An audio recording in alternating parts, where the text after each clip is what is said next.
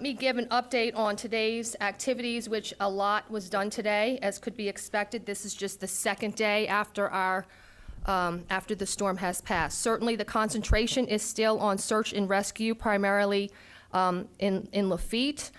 These operations continue today with an additional 15 people that were rescued. We're working with Mayor Tim Kerner Jr. I'm happy to report that they're saying that the water went down significantly. It is still not removed. There's still water in houses, but on the road, much of that water has gone down.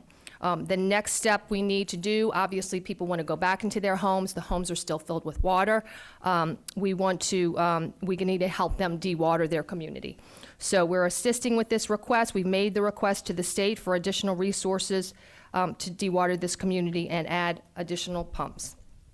Grand Isle, I'm happy to report that a caravan went to Grand Isle today by road. They were luckily able to get through. This is Councilman Ricky Template. They picked up, I think Mayor Carmodell was actually already there. Our fire services director, we assigned him to this mission, Brian Adams, along with many members of their staff. We also sent our videographer from the Public Information Office so we could get some good video of what they're seeing.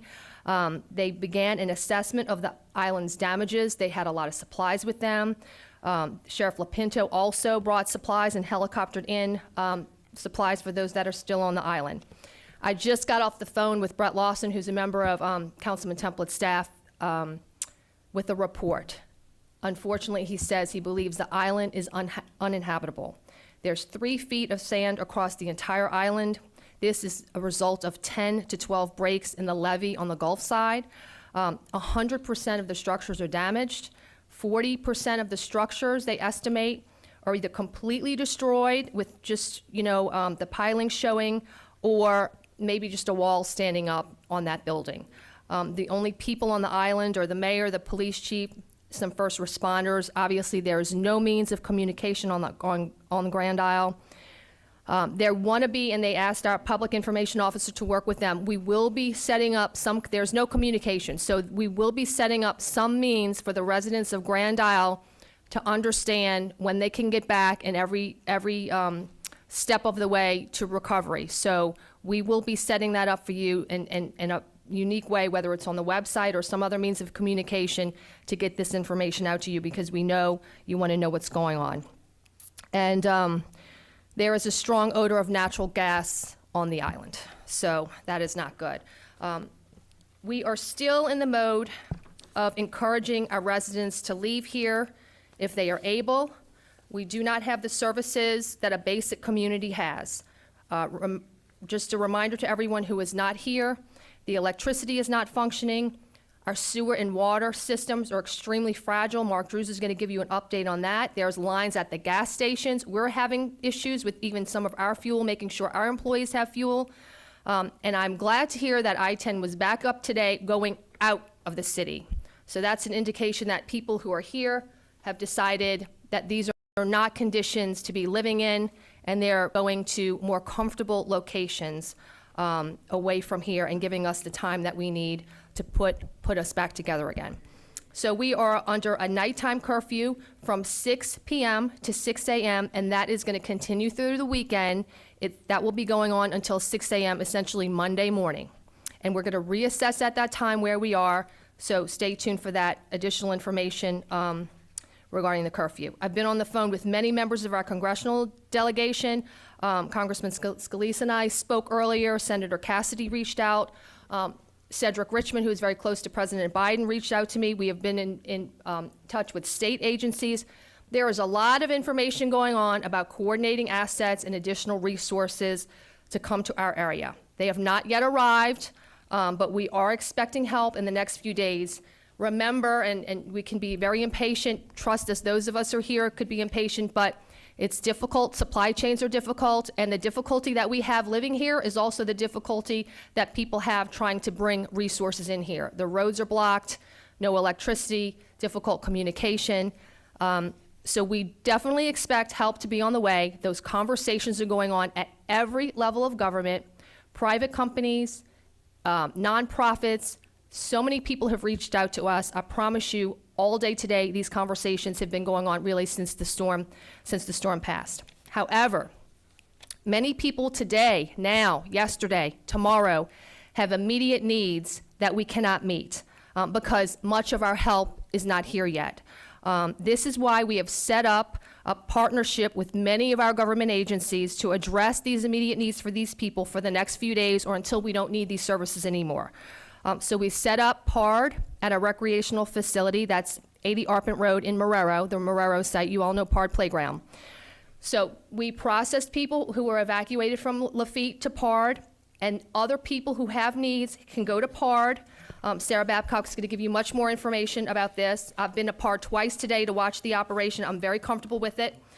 This is for people who have, again, people who were rescued from Lafitte, people who have immediate medical needs, but not necessarily, hospital type of needs, not that urgent, not that critical, but they're medically vulnerable.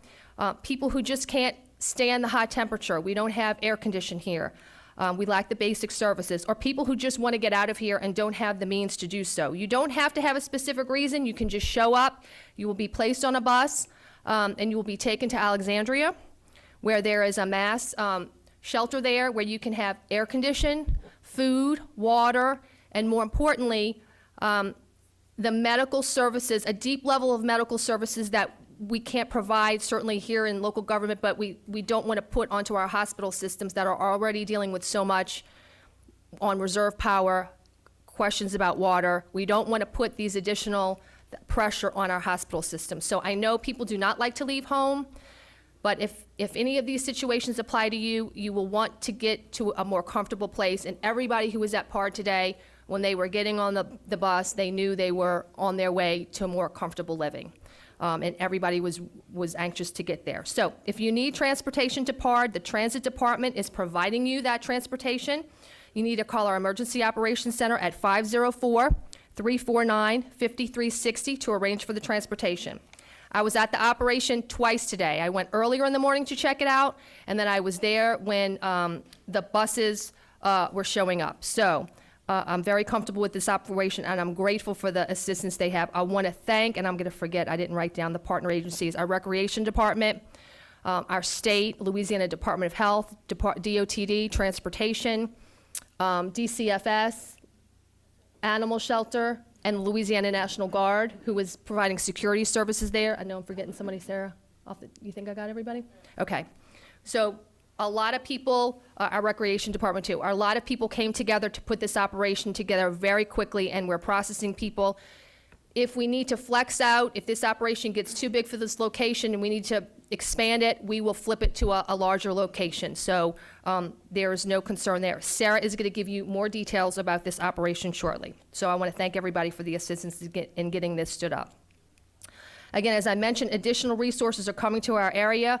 Many churches, private institutions, private companies, nonprofits have reached out. We are coordinating with the government agencies, and we look forward to the day where we'll be able to better take care of our people, but it's not that time right now. That is why we need the state's assistance to get help from Alexandria. We have requested through the state a point of distribution on the East Bank and the West Bank. Those sites will distribute water, ice, and MREs, and tarps will also be available. The logistics are still very much being worked on. We'll make that announcement as soon as possible. I believe that site is going to be at the Ilario on the West Bank and the Shrine on Airline at the East Bank. So more information, look for in the morning for more information to be coming out on that, this distribution. Transit is only operating paratransit services for confirmed dialysis appointments. Normal transit operations will resume when roads are clear and the lights are operational. So please know we are working for the paratransit services. For everyone still here, please separate your garbage from your storm debris. These are two separate contracts. You have to separate the regular household garbage that you were producing pre-storm with the debris from this storm. Our debris pickup contract has been activated, and areas are being assessed now in anticipation of starting the debris pickup. Debris sites are being staged, and the trucks are being certified, so pickup is scheduled to begin on Monday, September 6th. Now, as far as curbside trash pickup, the downed utility lines and the inoperable traffic signals at major intersections create safety hazards for garbage trucks trying to access the residential streets. So because of this and all the staffing issues that we had, brought on by the evacuation of many people and the lack of critical services.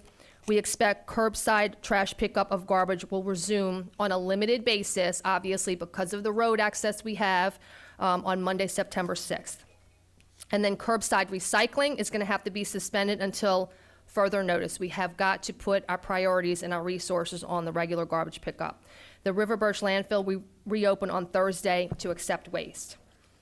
Jefferson Parish landfill has no power and sustained damage and water intruded into the building, so further assessment of this facility is underway. Entergy update, we're going to get that from Patrick Hamby. The water update, Mark's going to give you more details on the repairs made today on our water system.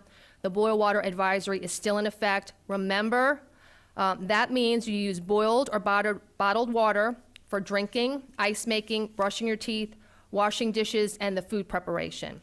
And then Mark will also give you, remember our sewer system is operated by an electrical system, which we don't have. So the water that you use in your home goes into our sewer system. So we want to limit the use of that water into your home. Everybody has a part in that because we're going to have sewer backups and they'll be right by your house. So please be mindful of this. As I mentioned many times before, now we got another problem on our hands with the sanitation issue. So please be very careful and limit your use of the water that you use in your home that goes into the sewer system. This is the other issue, and Sheriff, I don't even know if I was able to brief you on this yet. Spoke to Nick Callie from the Southeast Louisiana Flood Protection Authority on the West Bank. He had reports of people going over our levee system to launch their boats to go check on their camps, and it is damaging our levee system. This is completely unacceptable. This is illegal. The levee system was an investment by the people of Jefferson Parish, the state, and the federal government. It worked for us as designed. We cannot ruin this levee system during hurricane season, especially now, everything we've been through. It will be illegal. We will call law enforcement on you. You will be cited, okay? I want to thank our council member staff. Sarah needed some help today checking on many people, doing a wellness check, and our council office staff stepped to it, and that was also going on today, and they will also give you an update on their efforts today. So I am honored to have with us Congressman Steve Scalise. Congressman Scalise comes bearing gifts. So he brought a megawatt, a big generator, like a big generator, that we put immediately to our West Bank water plant, which will help with the water pressure. So thank you for not just coming here, but coming with aid and assistance for us. And I want to give Congressman Scalise an opportunity to talk to you. So thank you so much, Congressman Scalise.